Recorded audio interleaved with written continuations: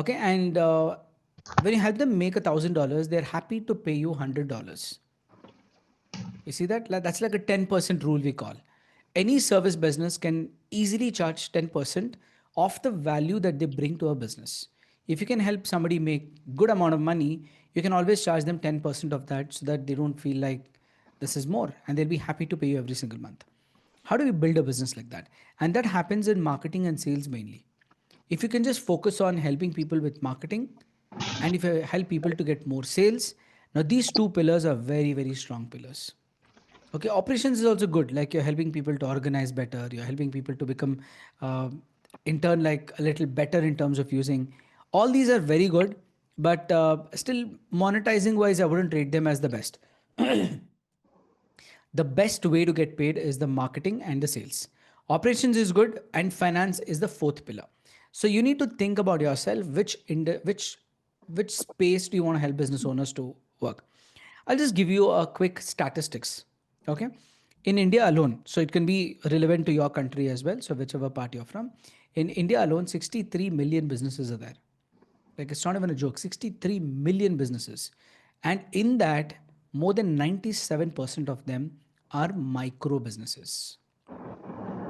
So, what is a micro business according to it? Any business that makes less than $1 million a year, okay, or 10 crore rupees. If they're making less than 10 crores or $1 million, they're considered as a micro business here. So there are different stages. That's what is MSME, right? Micro, small, medium enterprise. So if you look at the different stages, there are 97% of the businesses who are doing micro. And you know what? There is actually nobody serving this market. That means all the bigger companies, the enterprise, MNCs, big companies, you can see Anthropic, that's Claude, who's working with them and helping them grow, MNCs. Salesforce, SAP, all these are softwares which are built for multinational companies who are globally operating with like 10,000 employees, 20,000 employees. And their focus is only to cater to them. They're not even worrying about the micro businesses. They're like at the top tier. Mid-tier is where you'll find a lot of companies like HubSpot and Zoho and few softwares which have been built for businesses like this. Somebody who's doing like, let's say $10 million or $5 million a year, okay, $20 million a year, or maybe like 100 crores a year. This is the segment where Zoho and HubSpot serves. But if somebody is making less than $1 million, maybe $500,000 or anything around that, like 5 crores a year, 6 crores a year. So I'm trying to keep the currency here and there. So I'll keep it in USD and INR, keeping both so that we can actually get it. So USD is where you can convert it to your region with that. So if you look at businesses making around that, that is where the true power comes in, that these are the businesses who need real help and there's absolutely nobody who's helping them. What are the common problems do you think that micro businesses have? Can you tell me in the chat box? What do you think are micro business problems? Who's making like less than $1 million, 100,000, $200,000, or maybe like 1 crore, like 5 lakhs a month, 10 lakhs a month? What are their problems? Can you list down some of the problems? Let me see in the chat box. Tell me some of the most common problems that you think that they are facing. One is tough, running their daily business. Fund is a problem. Expansion is a problem. Exactly. Reaching to customers is a problem. Operating is a problem. Managing finance is a problem. Managing human resources is a problem. Scaling is a problem. Manpower, like getting more people to run the show. I can see manpower, marketing, absolutely. Getting more leads, getting more sales, handling the team, delivering the project. Right? You see that? You see that manpower, human resource. A lot of people who are mentioning this, their biggest challenges are these. That means for them to run a full fledged business, they're not able to manage these things. It's like getting new customers, managing their existing staff, and repeating the customers. So if you can solve these problems, right? How many of you know that you can make a lot of money? How many of you know that you can actually build a real business that can scale up? I'm going to share my story as well on how did I build a business that is that has generated more than $1 million in the last financial year. Okay, so what I'm teaching you here is no theory stuff. We have made more than 11 crores in the last financial year within 1 year, and I'm going to show you in the space of software how we have done it. Okay, and this is exactly where hundreds of our current members are implementing, and we have like thousands of businesses who are under the ecosystem.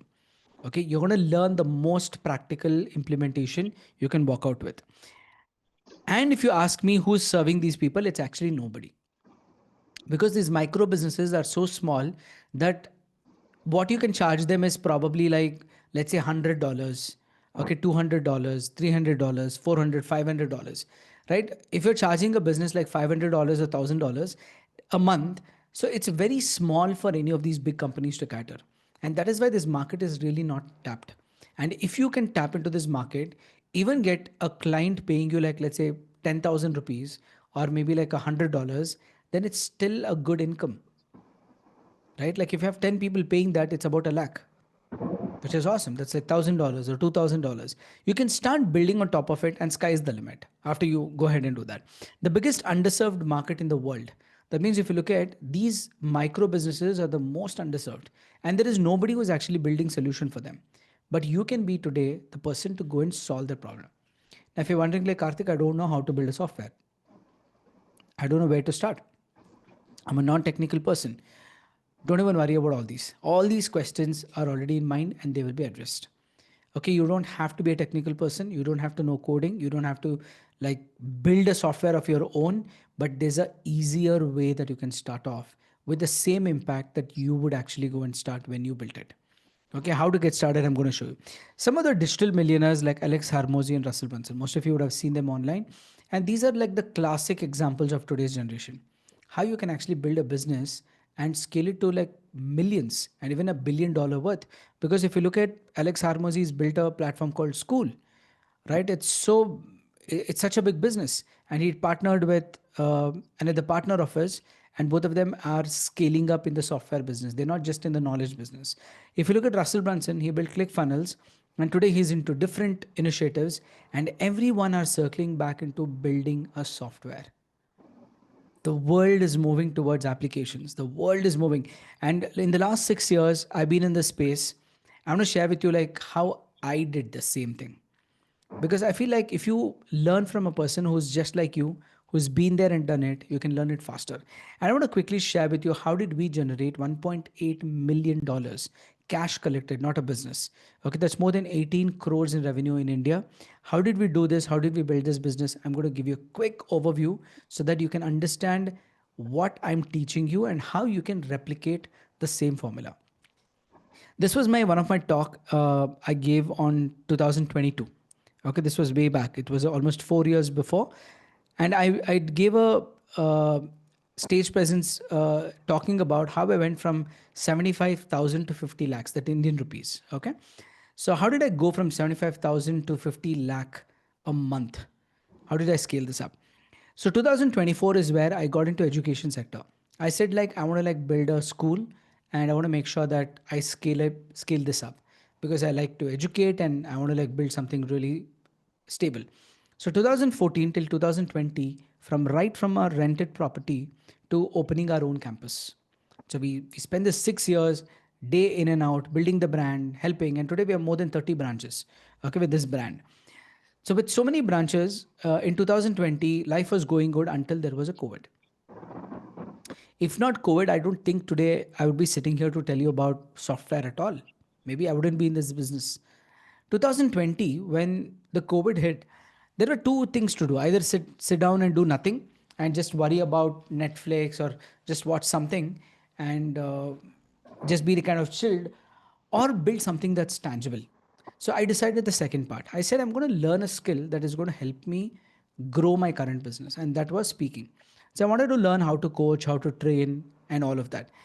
And that is where I got into 2020 on the space of coaching. So I was like, I wanted to teach people how to franchise, because my experience was that, no, I had already expanded to 6 branches. So I know how to work, how it works. So I wanted to teach business owners that you can also franchise your restaurant or clinic or any segment for that matter. And 2020, when I started off, this was my desk. During COVID, there was no chat GPT, no AI. So it was all manual, sitting down, writing funnels and everything. 30th April 2020. And the number one skill I realized that you need in online business back then was videos. If you can't speak in front of camera, if you cannot record videos, you can't reach people. That was the biggest lesson I understood. Because if you don't have this skill, then you can't reach out to people. Even right now, if I'm able to communicate with you, the number one skill is video. I need to be able to speak in front of camera, train you, teach you. And that is where this was missing earlier. So I said, let me go and try. I was not a very camera friendly person. I didn't know how to speak. So all I did was one thing was practice. I just went ahead and I just practiced and practiced. I'm like all the time thinking about recording a video. I might not be good, but I was like, I'm going to be persistent. I'm going to be consistent. I'm going to do it every day. Doesn't matter. This was during the lockdown and COVID. We had these videos recorded. And within no time, from April, if you see here, April 30th, okay, within like a month, okay, I launched my business online. And this was in back 2020, I'm talking about. Today with AI, though, you can launch it much faster. But then it was not that easy. It was very hard to launch it because you had to write down everything, type everything manually, like a lot of work. And the best part, after launching it, my income went to 75,000 rupees. Okay, like per month. I was like, wow, this is amazing. Now, this was roughly about $750. Okay, and first month. So I was like sitting at home, I'm able to make like $750 or 75,000. I'm super happy. And now the second month came as the 30,000. That means it came down to $300. Now it started hitting me that, oh, I'm putting so much effort. I think I should quit.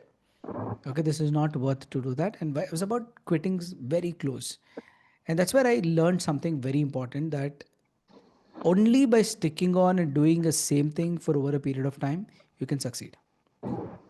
Second thing was, if you detach yourself with the results or the outcomes and just focus on the process, you can win. This is the biggest lesson I learned here. And within no time, from here, 1.6 lakh per month. Now I saw like a traction coming in. I was like, okay, this is amazing. That's $1,600 a month.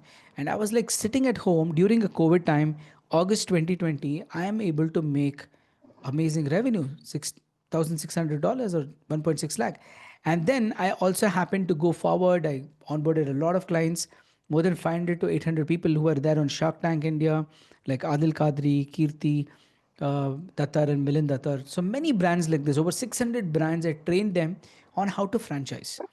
And these people were running their business and they were scaling. Some of them did extremely good.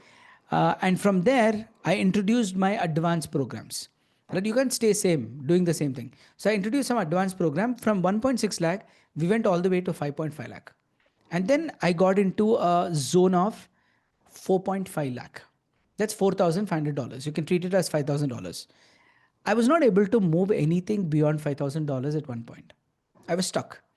Now I started worrying, like, what is this? I'm putting so much effort, I'm trying everything, but I'm not able to move further. And I understood the root cause of that. That is, I was giving one time products. I was selling something one time. And now I realized, like, okay, if I'm going to sell one time, I will have to find new customers every single month. I mean, how many customers can I go and search? It's going to be so hard. Imagine you sell something one time, you need to find a new customer to come and buy that. That is where I started creating a model which is recurring revenue model. What is a recurring revenue model? I looked at what Netflix does. I looked at what your electricity, what your water does, what your broadband connection does. They charge you every month. And I said, like, I need to build a business that is so stable that my clients or members who come and join me, they don't have to pay a huge amount, but they pay a little amount, but every single month. And that is where we discovered what is that business going to be look like. And that is where we understood two reasons that people were not successful. One is many of them were not successful themselves. That means, let's say they're running a cafe, they are not able to run their own cafe. And what happened? These people are coming and asking me, how can I franchise it? Like, I'm like, you're not profitable. How can you franchise? They're like, no, no, we can make money. We can give the brand name. So people are going to buy. So somewhere I started feeling maybe we are giving away a very good business model to people who are not capable. Second one, most of them were leaving after 3 months, like 3 months, 4 months, 5 months. You find a lot of people leaving. I was like, why are people leaving? Because they got everything they wanted and there's nothing more. So they're like, okay, this is good. I want to build my website. I showed them how to build on, let's say, WordPress. I taught them email marketing. I taught them WhatsApp. I taught them about how to manage a CRM. And after 3 to 6 months, they walk out telling, Karthik, it was great learning from you. And we already set right now, we're going to scale up. And they went to an agency or something like that and they continued the journey. This made me started thinking, like I'm putting in so much effort and people come learn from me and they walk away. Now, how do I keep them with me for the next 3 to 5 years? Not like in a bad way, in a very good way. Like what can I do to make people feel that they can't leave here? And that was the turning point. That one thought. How many of you think retaining a client is 3 times more profitable than bringing a new client? If you agree with that, give me A in the chat box. Type A. Retaining a client is 3 times more profitable than you bringing a new client.